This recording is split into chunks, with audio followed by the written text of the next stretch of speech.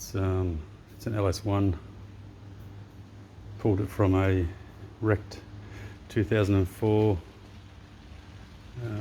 Holden Caprice. It's only had 172,000 Ks on it. Wanted to build a run stand a little bit different to other ones. I wanted to build it so that I could run it with the engine on it, or any engine on it. Engine by itself, or engine and transmission. As you can see, it's still hooked up to the 4L60E.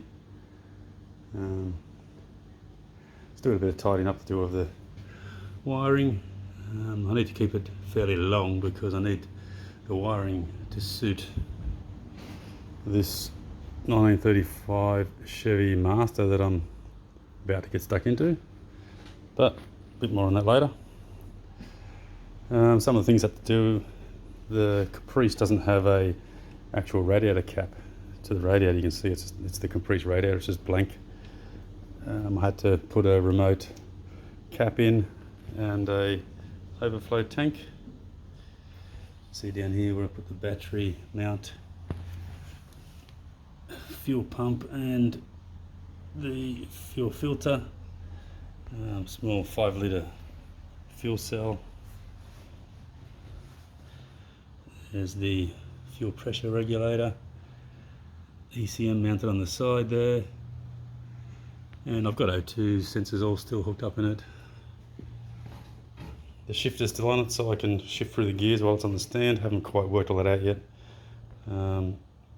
because as I drive it, as I turn it over, the tail shaft yoke spins and eventually it slides out and almost flies out, so I don't want to do that, lose all the transmission fluid out of it.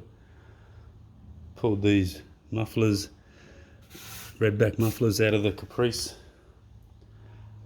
Just made them fit so they're multi-fit. I'll be able to bolt in the exhaust system up to those flanges there. It still has the reverse switch, which works to a light on the dash over there. There's a ignition cutout, standard ignition cutout switch on it. Like I said, the wiring still needs a bit of tidying up because I just roughed it in to make it fit and work. This is how it actually works. Key it on. All these switches need to be on. And you can see volts, oil pressure. It has a small tacho as well.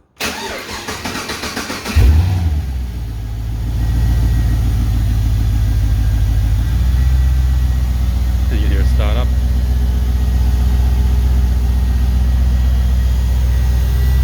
Bit noisy around the fuel pump area, but not over the top. Engine's nice and quiet. You just hear the injectors ticking away.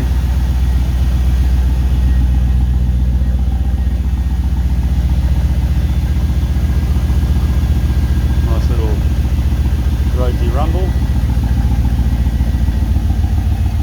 Like I said, 172,000 kilometres, no smoke.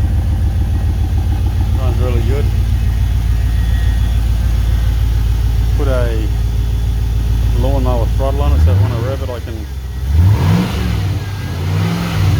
rev it up from here. This is the original LS1 throttle cable, but the wire inside it, this wire here, the throttle cable, is just a mountain bike brake cable, and you can see I just pulled it through the end here and terminate it out the back. Nice quiet engine. No leaks, no oil leaks, no coolant leaks.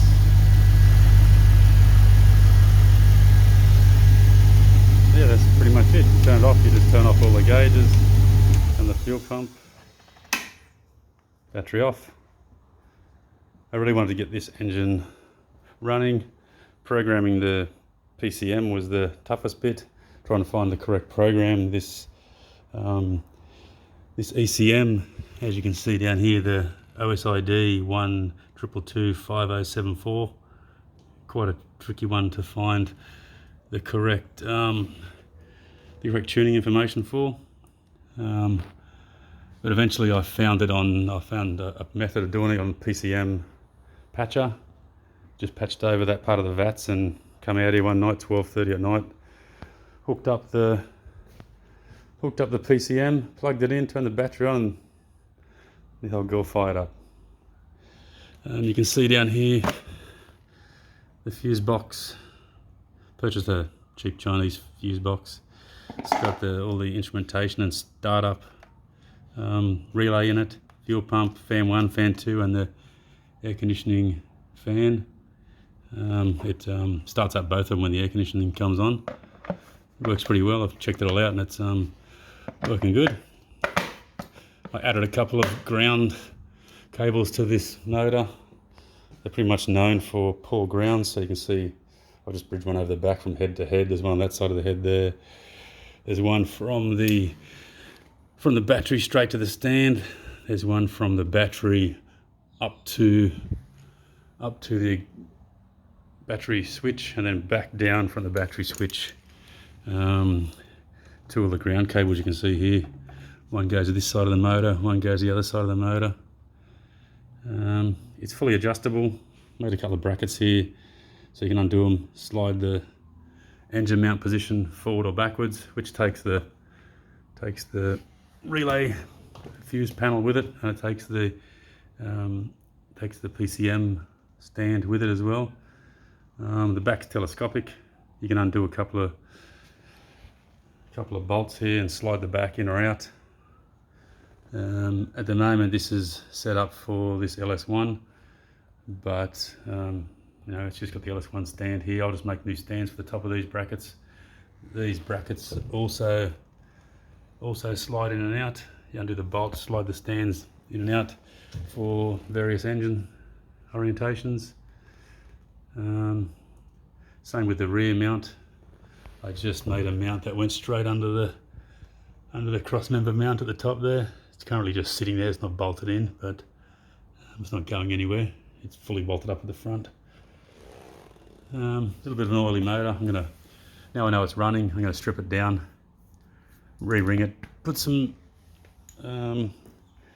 new bearings in it, hone it, do something a little different on the outside, make it look a bit more hot roddish, if that's a word. It'll be going in that 1935 Chevy Master, and currently have a chassis that I've got to strip down and make these pieces fit that 1935 chassis. You can see I've got a Jaguar end there, but when I purchased this chassis off a mate, this has a full floater axle set up in it, 35 spline, 4-link, has a 3-inch dual exhaust system. Everything's pretty schmick on it. Going to pull the Mustang 2 front end out of this thing, use all the coilovers, use all the tubular control arms, they're all stainless steel, use all the brakes. Yeah, and try and make it fit. 3 pieces of junk fit one car to make a decent car out of it.